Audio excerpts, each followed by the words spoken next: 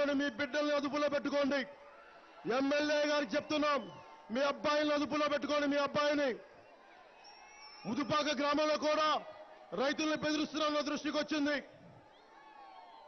మీరు కూర్చొని జనసేన పార్టీ ఫ్లెక్సీలు చించారంట నిన్నంతా.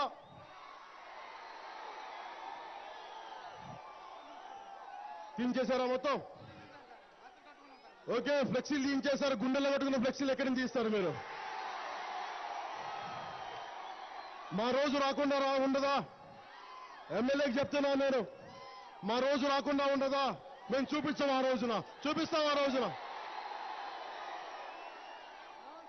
నేను గొడవలు రేపెట్టడానికి రాలేదు, కానీ మాకు రాజ్యాంగం ఇచ్చిన హక్కుల్ని కానీ మమ్మల్ని చేసుకోనివ్వకపోతే, మా సభలకు అడ్డం వస్తే, నేను ఇదే చెప్తున్నాను, మా సభలకి ప్రభుత్వం సహకారం ఇవ్వకపోతే నేను ముఖ్యమంత్రి గారి ఇంటికి వెళ్ళి ధర్నా చేస్తాను. అది మటుకు మర్చిపోకండి ముఖ్యమంత్రి గారు.